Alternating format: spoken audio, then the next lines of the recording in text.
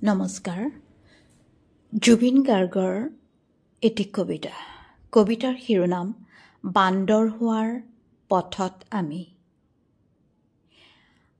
আজি দেখিলোঁ প্ৰকৃতিৰ নতুন ৰূপ দেখিলোঁ,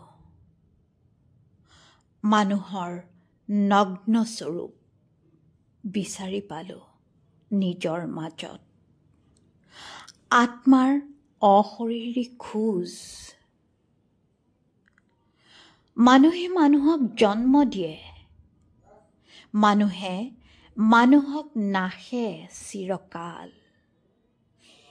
ই অৱধাৰিত, কিন্তু মনৰ পৰা মনলৈ, প্ৰাণৰ পৰা প্ৰাণলৈ, মগজুৰ পৰা মগজুলৈ মাজত এডাল সূতা আছে, যিয়ে বান্ধি ৰাখে। পৃথিৱীৰ ভৱিষ্যত সূতাডাল চুব পাৰিলে, পৃথিৱীৰ ভৱিষ্যত সূতাডাল চুব পাৰিলে আমি ভগৱান। চুব নোৱাৰিলে চৈতান। হয়তো আকৌ বান্দৰ হোৱাৰ পথত আমি। ধন্যবাদ।